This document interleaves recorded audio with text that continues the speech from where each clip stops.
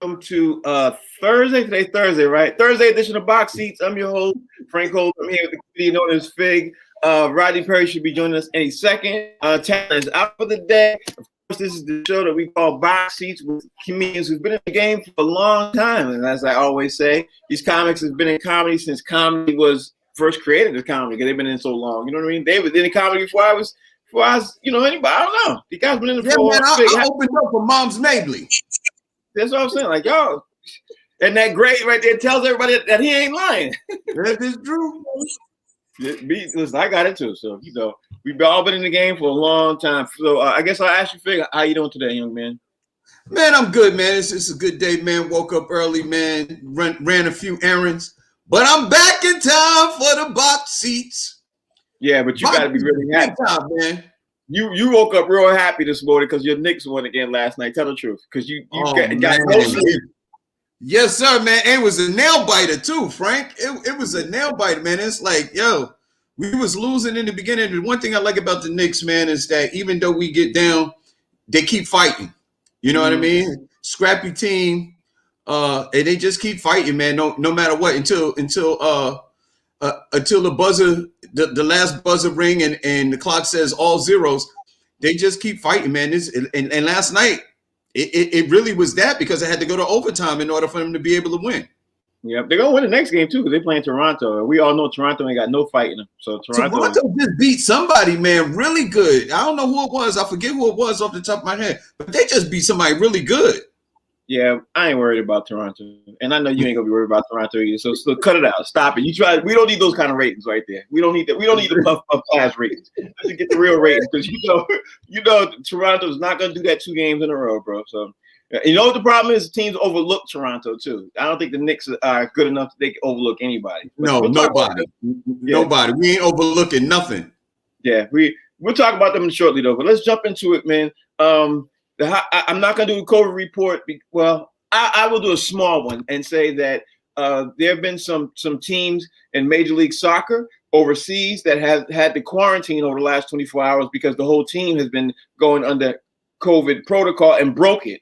So I'll find out more details. I don't have a lot of details like that, but this seems to be a whole new type of outbreak that's happening overseas. And we'll see how that happens, because we all know, there's a major concern about the COVID. So we'll see what happens. The thing I want to talk about to start out today's show is, LeBron James, he posted it and then deleted basically a tweet about this Michaela Bryant incident that happened. And if you guys are familiar with it, I'm sure everybody is. The 16-year-old girl who called the police ended up getting killed by the police. And she gets killed by the police because she was supposedly wielding a knife. Now, I didn't see the video yet.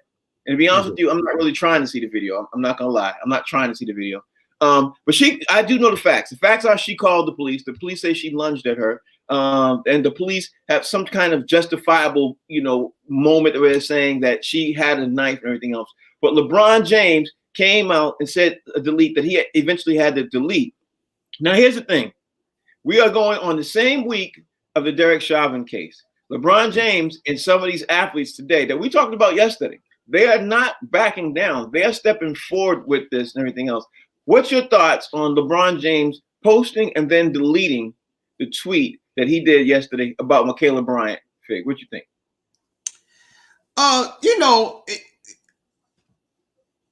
As a black man in America,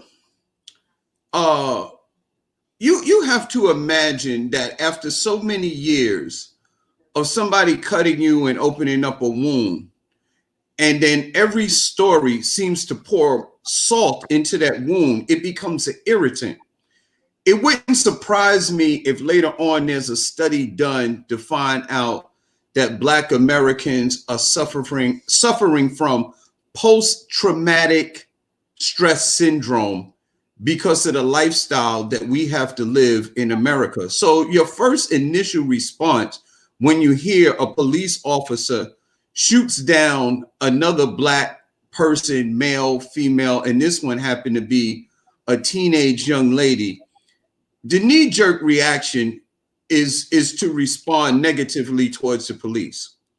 Unfortunately, I did see a piece of the video on the news. The young lady had a knife in her hand, and it looks like she was about to stab another female, and according to my understanding, cops are allowed to use deadly force when they feel that either their life is in jeopardy or they could possibly be saving the life of another. This situation is really unfortunate because I hate to use the word justify, but I would imagine it's within the guidelines of the police policy what this particular officer did. Unfortunately, somebody had to lose another Black citizen had to lose their life at the hands of another police officer, and it still hurts no matter what. Yeah, I gotta say, this is the worst week for that to happen. I'm really sorry. It's the worst week, and then when it happens on the heels of all of this. I don't know. It's just ugly all the way around. I'm glad that LeBron James did delete the tweet, because at the end of the day, he had to find out all of the facts of what's going on. He is one of the the biggest stars in Hollywood right now. But at the end of the day, everybody's gonna follow his lead, because he is, if not the biggest star, he's one of the biggest stars in the league. But when it comes to political movement and everything else and things like that is going on, I think LeBron, in my small, humble opinion, I think LeBron wants to make sure everything's accurate, because he knows he's so big that he can get everybody to follow. But Jaylen Brown is leading this thing. Karl Anthony Towns is leading this thing right now. I mean, there are other NBA players who are leading this movement for social action. And if we're going to do something for social action wise, we got to make sure we're doing it right. You know what I mean? That's my thing. Let me ask Rodney Perry. Rodney Perry, thank you for joining the show. What do you think about what's going on with Michaela Bryant and LeBron James first posting a tweet and deleting a tweet? Because we figured out the saying that, it's not the same thing like Derek Chauvin, because the young lady did. Now, I didn't see the video, but I know she did have a knife. I know she did lunge at somebody else. LeBron James didn't know all the facts. He first said something about saying you're next, and then he deleted the tweet. I'm not sure if you've been following what's going on, but what's your thought? Yeah, no, I'm on it, man. And was this rooms with Clubhouse yesterday, people talking about this subject. And I mean, at first, when I saw the image of the girl lunging, I was like, yo, that'll get you shot. Mm-hmm. But as I became more aware of what happened, so apparently the image that they showed is minutes before he shot her. You understand what I'm saying? So by the time he shoots her, it's not as escalated as it looks. So LeBron is probably like most of us. We see the image and then we kind of get more of the information. So he probably decided to step back. But I mean, I like that the brother's always aware of what's going on, and you just can't keep killing black folks. And it looked almost retaliatory. Really? See, I didn't see the video. I'm not gonna lie. I don't want to see another video of a black person, especially a youngster, getting killed. I just don't want to see that, bro. I'm sick of it. I don't know. Maybe it's me. Maybe I'm getting soft in my old age. I've just come to the point now where I've seen enough of that. You know what I mean? And I think America's seen enough of that. So we're being desensitized to it too. So whether it's a mass shooting or something like this, and a police taking action like this, I was telling my daughters yesterday, the crazy part about a situation like what's going on is I sat on the murder case before, right, as a juror. And the whole case was based on the fact that you can shoot somebody if you think they're in danger. Another person is in danger. So you don't have to be a cop to do something like this. So I don't know if you can look for a verdict like we just saw in this case, but it's just sad, man, to lose another black person. It really is. It really is. It is. I was going to say, unfortunately, when it comes to black people, male, female, young, old, cops always seem to use more than not deadly force when it comes to us. And like Rodney said, when it comes to these mass shooters, when they're Caucasian, they always seem to be taken into custody alive. They have multiple weapons, guns, automatic weapons, but they always seem to be taken alive. And our counterparts, Black Americans always seem, whether they have a gun or not, they always seem to be, their life seems to be taken at the hands of police officers, and this is a problem. Yeah, right. Exactly. Right. Now we can talk about this for a long time, but at the end of the day, it's a horrible thing, especially to see a woman get, especially a young girl. I don't know. But let's change the subject. 15 years old, man. I know. 15 years old. It's horrible. Let me talk about the next subject. I want to, roll on, keep the show going on. I just found out this morning that Floyd Mayweather and Logan Paul have finally set a date. They got 5 cities they're looking at. I'm gonna ask you. I'm gonna start with you, Fig, and you tell me: should we be paying attention to this Floyd Mayweather and Logan Paul fight? It's set for June 5th, and it's set for pay-per-view. Because we had this conversation the other day, saying that literally this Logan Paul guy, like he's trying to. It seems like the boxing professional people behind the scenes are trying to use him as a pivotal moment to help him save boxing. You know what I mean? And that's the way I look at it, because right now the receipts all came in, bro, on what's happening. They made more money on that last Logan Paul fight than they have made in years, bro, in years. So what's your thoughts on this? When it comes to money, I guess we have to go back to the old Diana Ross song. It seems as though Floyd Mayweather is singing, "If there's a cure for this, I don't want it." Because when there's millions of dollars involved, Floyd Mayweather will find his way into it. I can't listen. He's a great businessman. Does he need to come out of retirement to fight this guy? I'm not really sure. Do I think Floyd could beat him? Possibly. Floyd's a little older now. And does he need to tarnish his record like for this?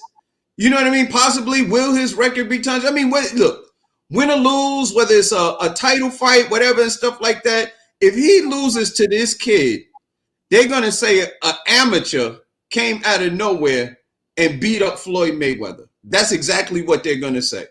Yeah, and it's like that. But Rodney Perry, tell me if I'm right or wrong. I think this would be the great white hype syndrome, because I think people are putting him up on a bigger pedestal than what he actually is. Because Floyd Mayweather is a pro and has been for almost decades. Well, what you think of Rodney Perry? What's your thoughts?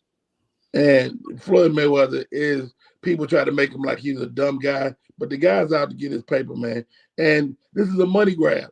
There are no fighters out there. There's really nobody left for him to fight.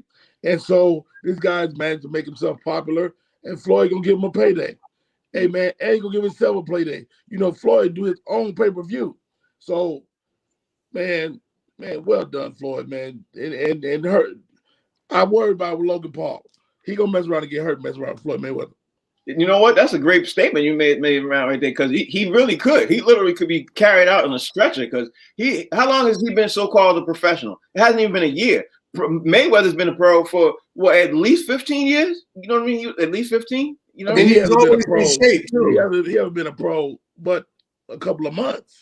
Right, that's what I mean. Yeah, it's been about. This guy, this is the same guy that had all the YouTube fights though. Like all his fights before turning professional was on YouTube. So he's been fighting a while. He just started fighting professional like a couple months, right? He hasn't fought one professional yet, but he's been trying to become professional. He's been having fights with other people who aren't professionals. So here's the thing. Like me and you, we all can play basketball, right? We all play basketball. We all play certain sports, but we don't play against other pros. You know what I mean? We could play. I saw this video the other day on there's this white guy who used to play for the Celtics. I forgot what it was. I forgot the guy's name. He's a commentator now on the Celtics games. No, he's dead. He used to play basketball for the Celtics. His name comes to me in a second. Redhead guy. He used to also be a coach. This high school kid called him out. Said, "I'll beat you any day of the week, any day." He going up and down, talking about how bad he could beat him. You know what they did? They ended up having a basketball game. Dude shuts out this high school kid 15-0. The high school kid did not score one basket. I'm looking at that as the same thing for this fight. You know what I mean? That's the analogy I give for this fight. Because at the end of the day, you can think you're good and everything else until you actually play a pro. When you playing a pro against a pro, you're going to see how good you really are. You know what I mean? Right. Is it Scalabrini? Is that the dude you're talking about? Scalabrine. Yep, Scalabrine. How come I know? You're a Celtics fan. How come I know his name? I've been mad at the Celtics. I haven't watched it for the last couple of weeks, months. All right, let's move on, man. No, wait. I want to know if me and Rodney could fight on the undercard and get a few dollars. Just me and Rodney. We'll use 15-pound soccer barbers. Me and Rodney, soccer barbers. And after the first round, I'm gonna Rodney, take it down. hit me, I'll just fall down because I can't go 2 rounds. Hey, we gonna fall down together. So y'all gonna hit each other and fall down together? That's Yes. Rocky Balboa. It'd be better than the main event. You know what? I'm gonna call Floyd and see if we can make that happen. Let me call Floyd and see if that happen. Let me move on to the next subject, man. I don't know if you guys heard yesterday, but Antonio Brown had a settlement. He came out with a settlement for this chick named Brittany Taylor. Here's the background of Brittany Taylor. Brittany Taylor. That's the one. That's the one that was like that was on them, right? Yeah, they knew each other since college. They had a 7-year period where they didn't speak. They came back to his life. She came back into his life. He hired her as his so-called trainer. After 4 years, she ended up saying that then he had sexually assaulted her for 3 years and some change. They had a settlement, literally, that was announced yesterday. Here's the key thing about this. Antonio Brown was first approached for a $5 million settlement. He said no. Then he was approached for a $2 million settlement. He said no. And then they had some kind of undisclosed settlement agreement where part of the agreement was they were not going to reveal how much the settlement was.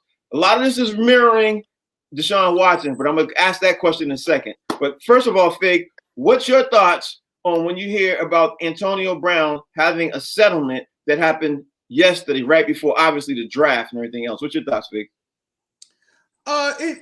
Look, it's sometimes it's called hush money.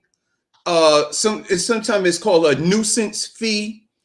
You know, just something to make it go away because sometimes in these stories, when you have the reputation of an Antonio Brown and you trying to move forward with your life and do some things and stuff like that, when you're at that level, a lot of times attorneys will tell you it's better just to go ahead and settle because it's going to cost you more to be going back and forth to court and to fight it. But the first thing that you said to me that struck me is that who gets assaulted for 3 years in a relationship? I think if you get assaulted once, why are you going back? 3 years? Exactly. I don't understand. Exactly. Rodney Perry, your thoughts? Hey, man, you know, when you got good people around you, eventually somebody's going to sober you up. Hey, dog, pay this woman. Put this to bed because you got money to make. You got to go out here. You got to be productive. And you had a great season. You got a ring now. And I think he's basically got a little older and a little wiser right in front of our faces. And the guy that said, hell no, a year ago is like, all right, let me go and pay her. You know, and so, you know, you got to put this to bed or maybe never play again. You know, the funny thing is what you said is key because after 18 months, this thing was going on for 18 months, somehow or another, the NFL allowed him to play during this time, right? But 18 months is going on. Now, like I said, this does mirror the Deshaun Watson case. The difference is the number of people. Now, the NFL is literally contemplating not allowing Deshaun Watson to play literally almost the same type of charges. So Fig, Rodney Perry, either one of you jump in here and tell me what you think. Do you think the NFL is going to allow Deshaun Watson to play while they figure this out? And if not, it can go on for 18 months to 2 years like the Antonio Brown case went on. You know what I mean? What's your thought? I think it's America, man, and we're innocent until proven guilty. But that's not always the case.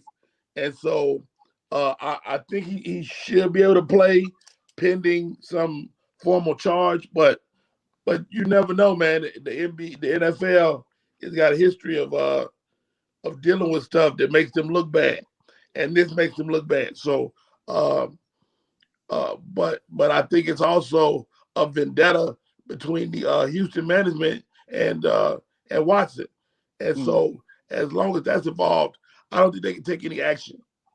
Okay, Fig, what's your thoughts on that? Man, I don't like none of it, man. I just hate to see somebody be penalized before they have their day in court.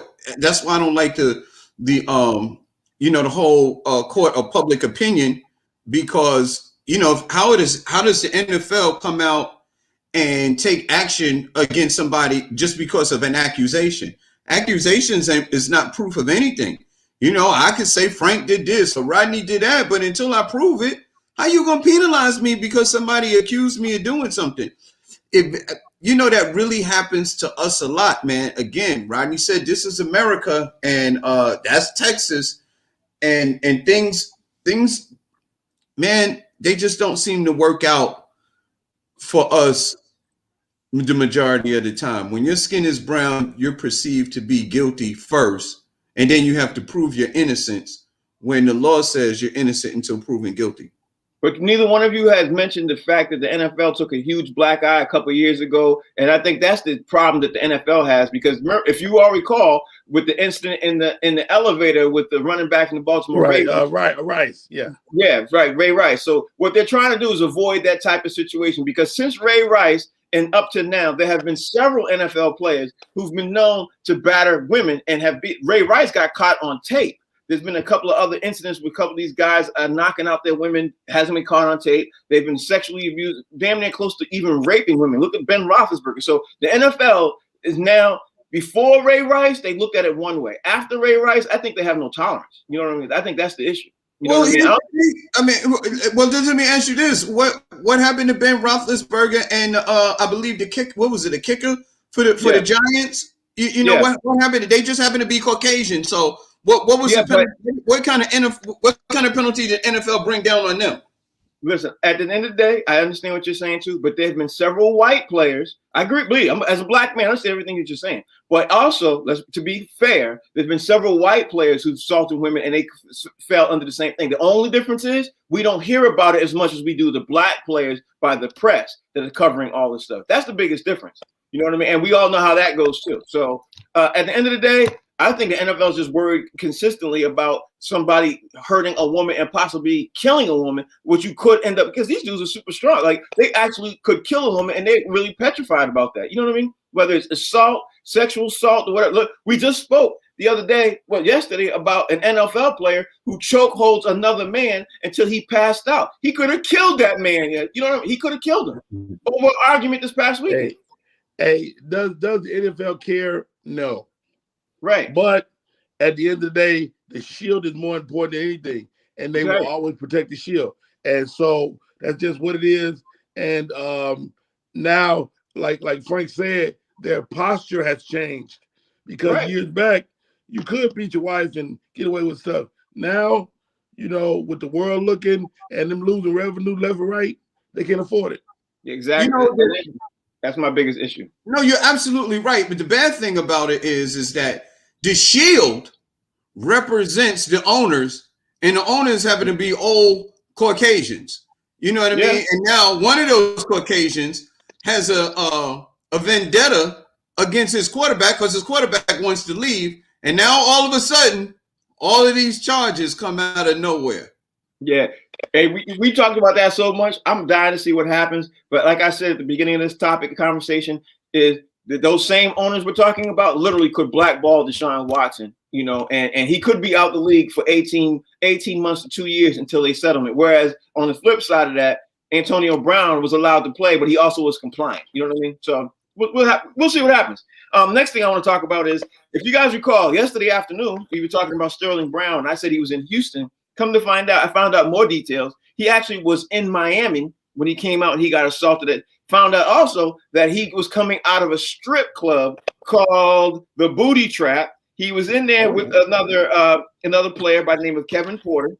Kevin Porter happened to break protocol. He might miss some games, but according to the reports and everything else, Sterling Brown got attacked by some other guys who were stabbing him with a bottle. They broke the bottle, was stabbing him. And some of these other NBA players who was with Sterling Brown literally thought he was going to die on the scene. They literally had that fear that he was going to die. Now, my thing is to you guys, should the NBA, during the NBA season, not allow the NBA players to visit strip clubs? Because it doesn't seem to have luck visiting strip clubs. You know what I mean? That's my thought. What you think? What you think, Fig? You think they should step in? Here's the thing. I think NBA players need to be a little more. Well, look, these are young men. These are guys with millions of dollars, not more than not, and they're young men in their 20s. You gave me millions of dollars when I was 20s. When I was in my 20s, I would imagine I would have acted the exact same way. What the NFL, the NBA, what they could possibly do is hire a security firm that when these guys go out and they're going to a place where there could be violence or something like that, maybe they should have one of these guys or a security detail go with them so that if anything jumps off, they'll have security with them. It could have had the same thing happen, like Plexico Burris was in the club. He had a gun. He ended up shooting himself. Here's the thing. If you would have had security, then you wouldn't have had to carry a gun because the security is hired to carry the gun for you. Maybe this is something that these organizations should do to protect their investment. Well, Rodney, you heard what Fig said. In my opinion, it'd be a whole lot cheaper not to allow the young NBA players into a strip club instead of hiring security. That's reaching, though. That's a reach, Frank. To tell them they can't go to a club. I'm not saying it's not a reach, but again, this is the NBA. Each player now, unlike before in the past, is its own brand. Besides the brand of the team, each player is its own brand. So when a player gets attacked, that player, his brand, and the team brand, and the NBA all falls under this thing. So the NBA does have a right to literally ban you from going to strip clubs because you are affecting the brand. Not to say this is right or wrong. They have the right to do that, though. But what about the strippers? Where are they going to get their money from? How are they going to pay their way through school, Frank? That's what I want to know. How are these strippers going to get through college if they don't have millionaire clients coming in and making it rain? It rains by the rappers, but that's a whole other conversation. Rodney Prey, what's your thoughts? I don't think the NFL, the NBA, anybody can legislate this. It's really kind of some isolated events. I don't think if you legislate them out of strip clubs, what happens when something happens at the grocery store? It's just bad business to do that. Now, what you can do is make them pay for their own security. You can do that. If you can put a rule in. You can legislate that. You go, look, you guys must have security, armed security when you go out. Period. And that could really remedy some of these situations. Yeah, but you know what you guys are not realizing? All jokes aside, what you guys are not realizing, the NBA and the NBA Players Association has the power to actually do that, because once you sign on that contract of becoming an NBA player, you sign your rights over to the NBA team that you're signing on with. Well, Rodney got a point. Maybe you instead of telling them they can't go, maybe you just legislate that they have to take security with them when they're going to these places where they know they're going to be in one of those neighborhoods. Because listen, let's just face it, they don't build strip clubs in upscale neighborhoods. Like that's not usually they someplace else. You know what I mean? A little off the beaten path. You know what I mean? Somewhere else. Like even your high-end strip clubs generally are not in some of the best locations, you know what I mean, where they got multi-million-dollar residential properties. If you go into these areas, just hire security. Yeah, but at the end of the day, a lot of these guys have their own security. It ain't working anyway, because how many NBA players who go out without their boys? They all go to these strip clubs and stuff with their boys anyway. It doesn't seem to be working. So, I don't know about hiring. I don't know about the thing. I think if the NBA mandates a certain type of security, I don't know. I think it'll happen. I think it'll be the best thing for them, because at the end of the day, like I also said, man, their brand is very important. The player's brand and the NBA brand, the team brand. You know what I mean? I don't want to say like the NFL shield. But here's what the problem is. Here's what the problem. When you go to a club or a strip club or any other kind of club, there's a lot of testosterone and a lot of ego. And when an NBA player walks in there, what's attached to an NBA player is usually a lot of money. And women in these places are attracted to those kind of men. Guess what happens to all the other guys? They get jealous. They're upset. Who do they take it out on? They take it out on the person who's getting all the attention. And that's why you need security. Rodney Perry, thoughts? Man, just as I'm thinking about this, it just seems absurd that we even have a conversation.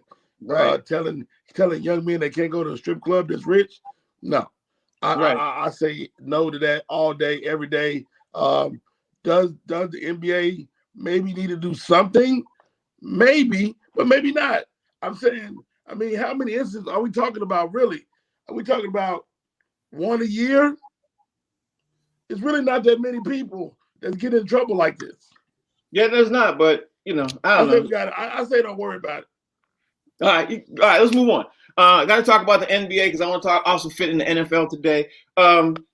Guys, I can't. I'm gonna have to let Fig go on this one because I can't even start out with another hot topic instead of starting out with the New York Knicks because the Knicks won again last night. They won 8 in a row. They turned one of the hottest teams in the league right now. They skipped up a spot in the standings. They're now 4th in the standings right now.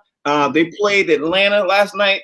Trae Young got hurt, and the next up is for the Raptors. The Knicks might even actually land 9 in a row. So, Fig, give me a quick mention about the Knicks, how you're thinking about the Knicks are going to be, and try to be, not have to be so much New York biased. Hey, man, look, one thing I say about New Yorkers, I hope, is that we're real about what our teams are and what they're not. The Knicks are doing very well. Like I said before, I'm extremely happy and pleasantly surprised at the success that they're having right now. They went on this 8-game winning streak. The young guys are playing. They're playing defense. Next man up. They say. I think one of the commentators said last night or this morning that some of these other teams have a big 2, a big 3, and the Knicks motto is we have a big 15. So basically, it's strength in numbers, which. Not comparing them to the Golden State Warriors, but that was the Golden State Warriors motto before, is that it's strength in numbers. And that seems to be the way that the Knicks are playing. They're doing very well. Again, I'm pleasantly surprised. Do I think we're going to win a championship? If I had to be 100, to keep it 100, absolutely not. Do we go to the first or second, possibly the second round in the playoffs? I think that would be our ceiling. I'm looking for a little more possibly next year. But I'm pleasantly surprised this year. Listen, before I throw it to Fig, to Rodney Perry, I want to say this. It would be a shame if the Knicks don't get out of the first round because right now they're moving the ball similar to how Toronto moved the ball. You know what I mean? With the quick passing and passing the ball to the open man, and the open man gets the shot. So if they keep playing like that, Rodney Perry, they can surprise some teams and coming down in the Eastern Conference championship series. You know what I mean? They literally could surprise some teams because right now the way they balling, there's not too many teams that can be able to really beat them the way they playing. I mean, I'm being honest. You know what I mean? Right. It reminds me of when we saw Golden State playing that real team basketball, and then when Golden State gets decimated by injuries, the league turned back to what it was before. A lot of isolation, a lot of 3-pointers, things of that nature. And now we see the Knicks are playing this team brand of basketball. Team basketball works if everybody buys into it. There are no prima donnas on the squad, and they're getting it done. Julius Randle's putting up 30 every game. Right. He got 30 on his back, and he dropping 30. So you got to respect the guys. And the Knicks might even go up 2 more seeds. They might.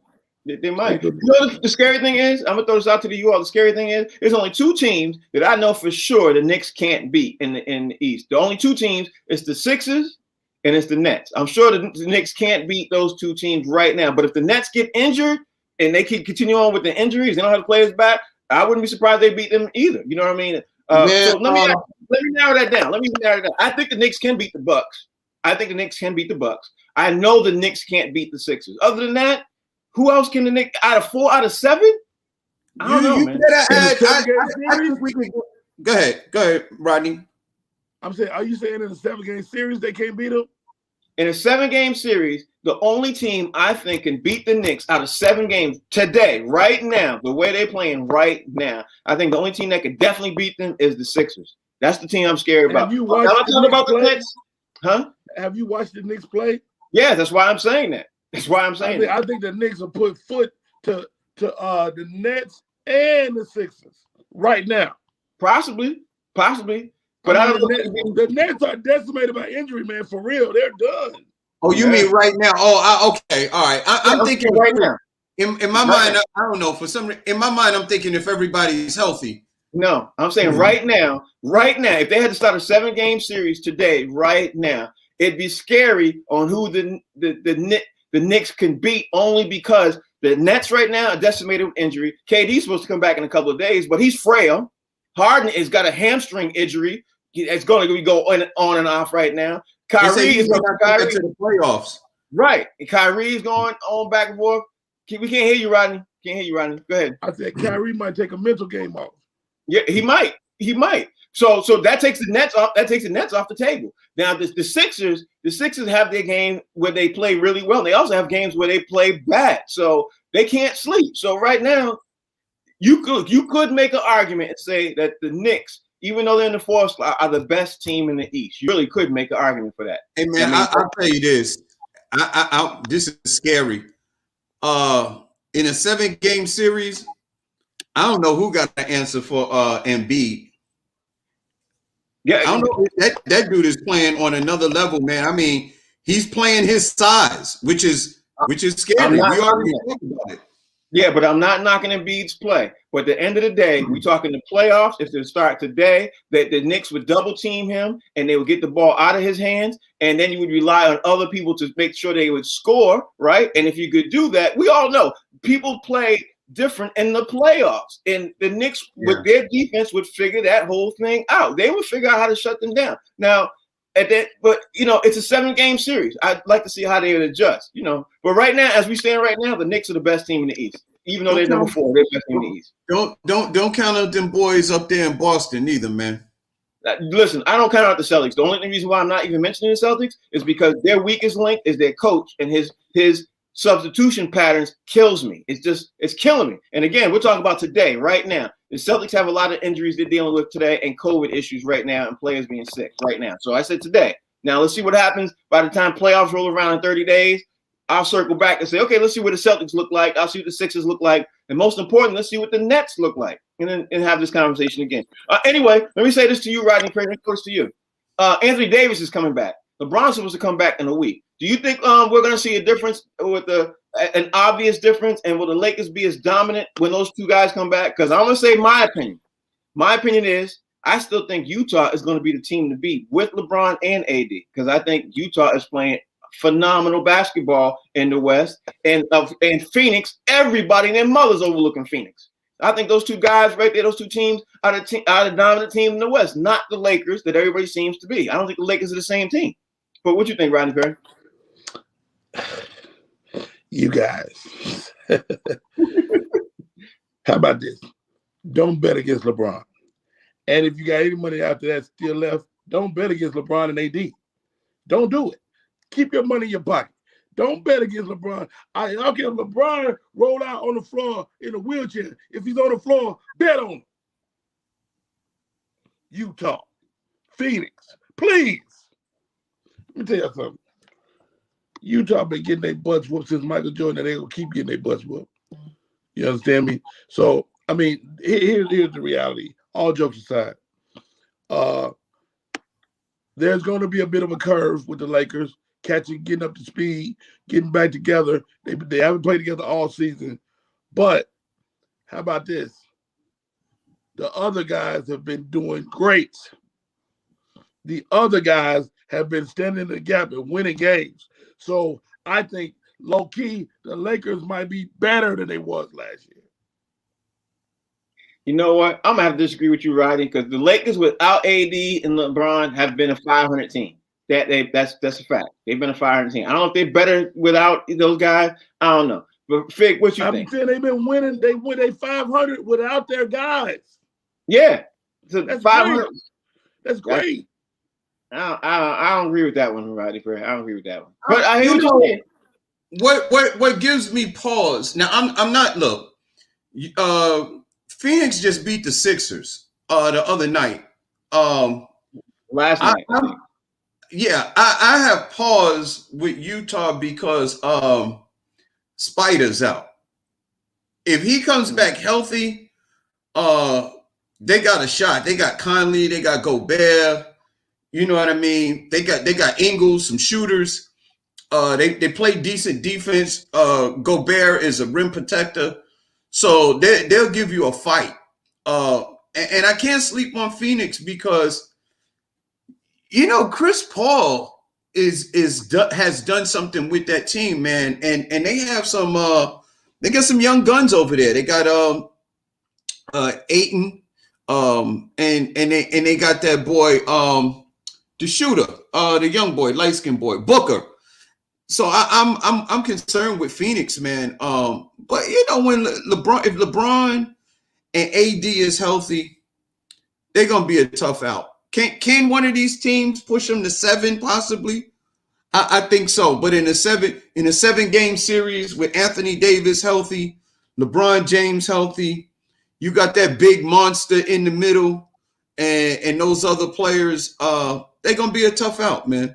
The only team that I really would give them a shot against them, maybe as far as star power and it's the Clippers. I think the Clippers could give the Lakers a lot of problems. I'm disappointed with both of you all because you guys are not accounting for the yes, they got Andre Drummond, but you guys are not putting into account the losses that they've had on this team this year. They won the championship last year because of their bench play. The bench came in when LeBron and AD had to go out. Dwight Howard played phenomenal for them last year. JaVale McGee, phenomenal. And Rondo, those guys came in off the bench, and then Rondo literally held it down for them. They don't have any of those 3 guys right now this year. So why is everybody thinking the Lakers going to be just like they were last year when they're clearly not the same team? Maybe I'm wrong, but I think you guys are overlooking. You have, in order to win an NBA championship, it's not about how good your 5 starters are. It's how good the bench is. Right. It's the bench. And how good is the Lakers bench right now? It's not good. It's not good. Utah's bench is good. You know what I mean? Their starting 5 is good, but their bench is playing phenomenal basketball. You know what? You know why I give them a shot? The bench is decent enough to be able to fill a few minutes, and the bench plays. Usually, the bench plays against the bench, and then your starters play against the starters. The bench never really looks good against starters. You know what I mean? So, and I think with LeBron James and Anthony Davis back on the team, the others even have what they call a little more confidence. So I think they'll even raise, like the team that we've been seeing, I think will raise their level of confidence, which will raise their level of play by sheer addition of the fact that those guys are on the court and ready to play. So I think they're going to do better just because of that. Rodney Perry, your thoughts? Again, I love when Frank goes on these little tirades. They're playing, Rodney. They're playing. I don't know why everybody think this, because everybody is got a. I don't want to insult you, Frank. Look, you can, bro. This is a comedy show. Hear me out. Here goes Frank Holder. I don't know why everybody don't understand what I understand, because everybody is smarter than you, Frank. You understand me? Everybody, not just me. Everybody. I don't know what I'm talking about. I'm just a comedian trying my best to be articulate about sports. But this is what I know. LeBron James, AD, is better than everybody on the Utah Jazz. Everybody. That's true. Every single one of them, all the way down the bench. Who on the bench? It don't matter. That's true. And then again, the Lakers bench has gotten better. You pull up what's his name? You couldn't even get it out. The tall dude. The dude, what's his name? JaVale McGee. Are you serious? Yeah. Yeah. You shut your pie hole, Fig. Let him finish. Let him finish. Go ahead. JaVale McGee. So y'all agree with JaVale McGee, who although is a great a player, a shot blocker, scored maybe -2 shots last season. He owes the Lakers points. Okay. Then you say, oh, what about oh boy, what the other tall guy? This guy, what's his name? Oh, Howard. Dwight Howard. Dwight Howard. Thanks, Dwight. You did great. But you're replaceable with a younger, more athletic guy. We got that. Who? All right. The tall boy. Drummond. Yes, easily. So Drummond and Gasol are better than Howard and JaVale McGee is what you're saying. They not? I think they are. I think they are, but I don't think they're playing to that capability. What's the but? They're not playing to that capability. Gasol hit the three, open threes. JaVale McGee made -6 shots last season. All right.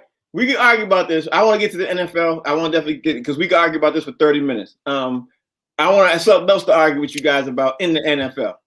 Okay, you ready for this one? Here's the news. Here's the news as it is. The news is that the NFL has now changed the replay thing that we all love the replay. They now changed the replay, and when it goes official this season, where the refs can now consult with the replay officials, whereas before they could not consult with the replay officials. Now, we all know, and especially in the last couple of seasons, if replays had been allowed and it's consulting with the replay officials, for example, the New Orleans Saints would have gone to the Super Bowl instead of the LA Rams. That's the biggest thing. That thing stands out bigger than anything. But at that time, the replay officials are playing it back for us at home, but the NFL refs don't see it like that. They go to the side and they see it like that. So now, with where it is now, Fig, do you like the NFL refs being able to consult with the replay officials to be able to make a judgment call the way they all see fit and the way we sitting at home, the way we see it? Or do you think it should stay as is? Because it's law now. Here's the thing. The game has always had flaws. You could call, in the NFL, you could call holding on every play. Every single play, you could call holding. So the game allows for flaws and mistakes.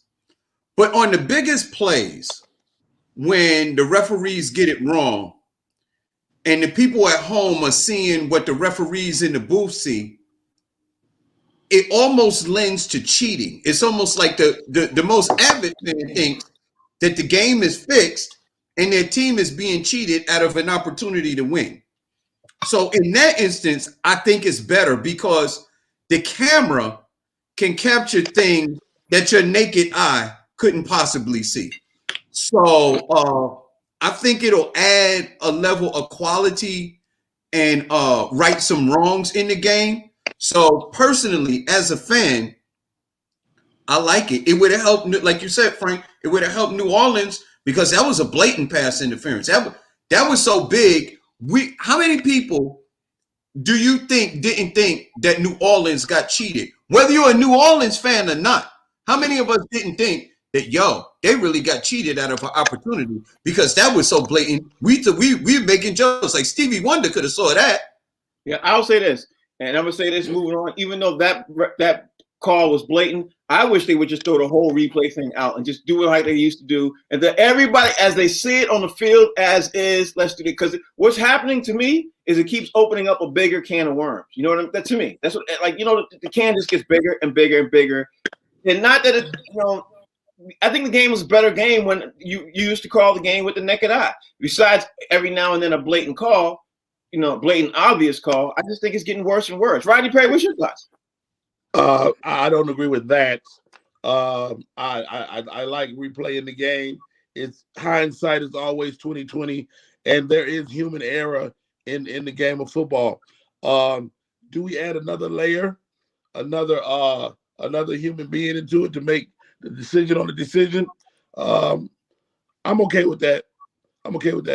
And there's something to be said for what Frank said about back in the day.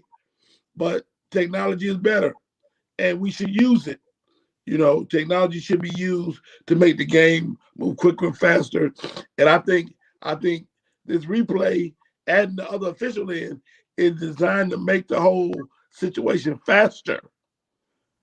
I don't think it's going to change the outcome now. I think it's going to make them get to it quicker. See, at the end of the day, looking at their tape. At the end of the day, Rodney, that's just it. It's not making the game go faster. It's actually slowing the game down. But that's why you add that referee in that's just looking at tape. So you don't have the guys on the field. Okay, let me look. So now you got a guy in the booth that's already looked. Hey, what's your ruling on this? Boom, let's go. Now we're gone. I think that's why they add that other layer in, is to make it faster. So neither one of you guys like the idea of how it used to be. We used to, have you ever saw it? To me, it worked until it's your team that the call is missed.